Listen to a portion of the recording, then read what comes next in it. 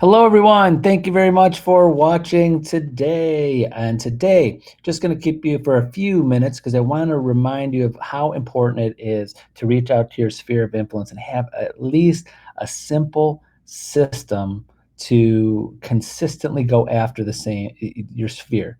SOI, if you've seen it in articles and the real estate news, or if you've heard it from coaches or from trainers. So that's what a sphere of influence. It should be on top of mind, should be what you're working on at least part of your day every day. So I want to come up with this. I came up and I coach a lot of agents on simple things you can do, simple organization. So if this is for the basic, if you haven't really worked your sphere of influence, if you haven't built up your database, what you should be doing. So there's three principles of what you should be thinking about when reaching out to people and putting them on your database. Is that one, they need to know who you are. Anybody in your sphere should be able to know who you are, your name. If they know, if someone brings up your name or you send them something in the mail or you call them, they should know, who you are, what your name is. You're your own brand. You're your own business. You have to make sure you let them know you're open for business as consistently and as often as possible. Number two, second principle to that, they need to know what you do, not just your name. I I see this a lot in advertisements. Realtors, they on their business cards or on their ad somewhere, or they put some marketing. And when I glance at it, obviously I'm in real estate. I see this every day, all day long, and I don't even know what they do. They got the fancy logos, the fancy this, the fancy that, and it's what do you do? What do you do? So the realtor, my personal opinion, the realtor logo is very important. The word realtor or real estate has to be out there as much as possible. I know our names out there, but there are so many other businesses that people, insurance, car sale, there's so many other things. If you just put your name out there, they might not know what you do. So make sure that word realtor or homes somewhere is in your marketing, in your, not just obviously saying that to people when you see them, but also in your marketing on there. I see, lots of great logos. Also, try to use, if you're with a brand, 21, anyone, Coldwell Banker, ERA, Howard Hanna, Keller Williams, anything like that, the Remax, Berkshire Hathaway, these companies that have been around for decades and decades and spend multi millions of dollars to get their name and get their brand known all across the country, or some of the brands like Century 21 across the world in 84 other countries. Yeah, not only in the state of Ohio, you need to have your logo and your brand with you. You have to let people know who you are. Little spoiler alert, and out there, a lot of agents do not follow the state law that your office name has to be just as prominent as your name on all type of marketing material. No, you don't see it. I catch agent, even with our office agents, and I get a random if that it's not really making the state requirement. You could get in trouble for that. It's $1,000 fine if they catch that. I mean, no, the state is not. There's a lot of other things that they're doing, and they're not really out there policing it. But I always remind agents to be very concerned about that, just in case. Don't want to see you get $1,000 fine, but not just because it's the law, but use your brand too. Your name, your brand under the brand, or your brand next to the brand, because that brand, like Century 21, our Century 21 HomeStar agents, Century 21, the largest real estate franchise in the world, over 12,500 offices in 84 countries and territories across the world. They spend a lot of money and time and 50 years of being in business to brand themselves. So brand yourself alongside of that. And then so people know what you do. So again, number one is make sure they know your name. Number two, make sure they know what you do. And three, make sure they trust you. what trust outside of just doing business with people, trust is it's like a consistent thing. You can build somewhat of some trust of people when they consistently see your advertisements, your calls, your text, your emails, your mailers, your invites to things. If you consistently market to people, they build a trust. Like, wow, you're still here, you're still here, you're still here, you're still here.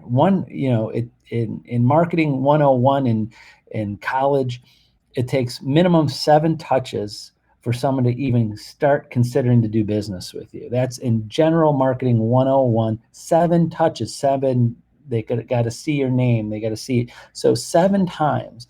And that's just like, for, in my opinion, just a general product. That's just like buying, a can of pop, like, oh, let me try that. But this is a home purchase. My personal opinion, I'm not the biggest marketing guru in the world with real estate, but I have some experience with this. I think this is a bigger purchase. This is a bigger purchase. It's more of a trust. They have to see you more often, and it takes a long period of time. So those are the 3 kind of principles you got to think about. But here are some 4 things that you can do, that you can consistently do. So one is, you should call everybody that's in your sphere, that's on your database, at least once a quarter. Once a quarter, once every 3 months, check in on them, tell them what's going on in the market, some type, minimum once a quarter. I feel that's a minimum of that. And of course, there could be people you call more often because you have maybe a personal connection with, and you can call them more often. Again, it's not just for them. If they know anyone buying or selling a house, anybody moving, anybody has life-changing experiences, they're retiring, moving for a job, had a baby, get married, retire, whatever. Anything that's could spark a home purchase or sale. So call them once a quarter. 2, you got to snail mail them something once a quarter also. A personalized written note is always the best, and handwritten on the envelope. You can do that, and you could get that set up. I know agents out there, and a lot of coaches and programs suggest when you have the time, you can start writing these out and putting them in a catalog. You don't have to write them out, mail them that day.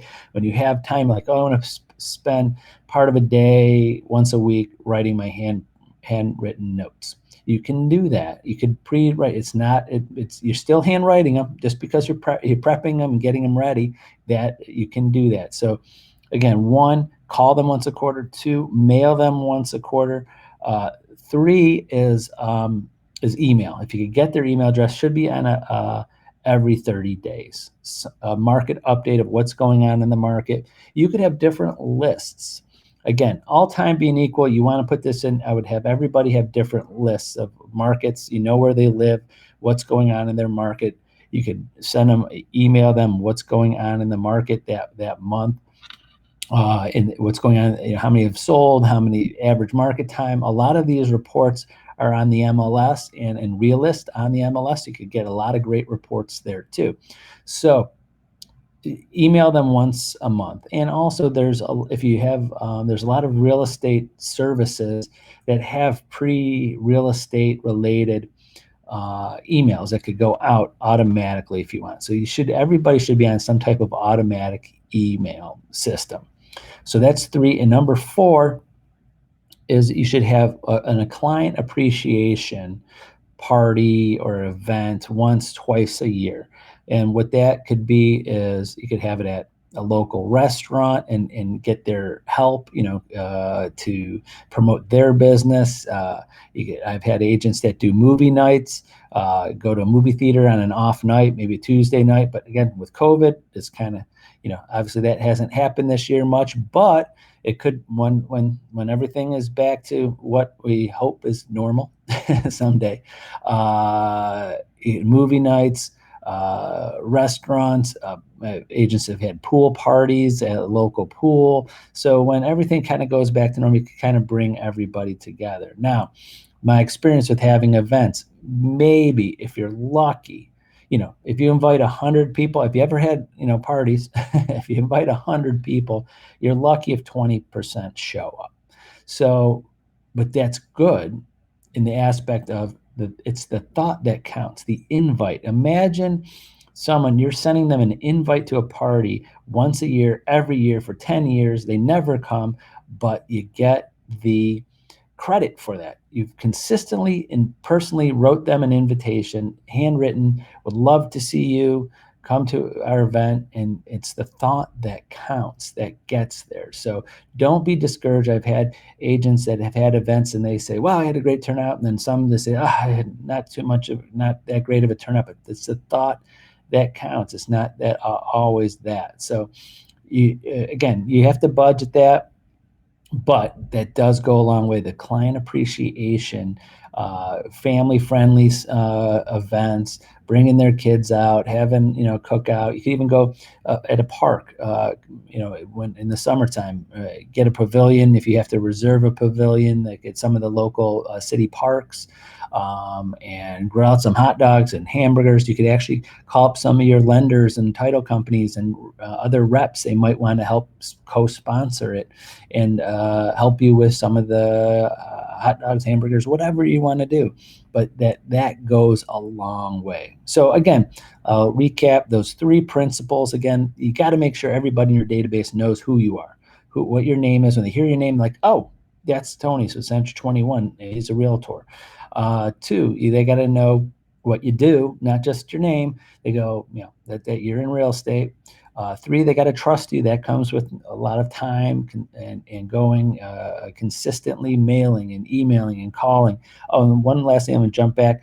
Every time you leave a message, you're going to leave messages for 80 to 85% of the people, followed up with a text. Every voicemail should be followed up with a text with your information. Like, hi, John, I just left you a voicemail. Just wanted to keep in touch with you, see how you're doing, if you ever need anything. And you can cut and paste that on everybody and have your name and contact information, because that stays in their phone. And people that are tech savvy or phone savvy know that if they remember your name, they go, oh, yeah, every quarter, Tony sends me a text. You have your business information in there, and they search Tony Geraci, boom, right in their text message pops up my last text and has their information. You need to send text messages. You could even do that when you're talking with people. Right before you hang up the phone, you say, hey, I'm about to, or as soon as we get up, I'm gonna send you a text. So you have my contact information if you ever need anything. Always have that. People save those text messages. And then the 4 things: you got to email got to call once a quarter. You've got to mail them something once a quarter. You got to email them every 30 days, and then try to have at least 1 client appreciation. Doesn't matter if you're new in the business. Have just 2 or 3, 4 people there. It just builds all the time. If you have 2 or 3, 4 people, and tell them to invite their family. If you want more people there, it does go a long way when you invite people to an event. So hopefully those kind of simple things, the things that you can do, just a simple organization that you can do with your database, your sphere of influence, and to try to get those referrals and keep your business moving in the right direction every day. So that's it for today. So tomorrow, Tuesday, we'll be again live at 11, and we'll see you tomorrow. Bye-bye.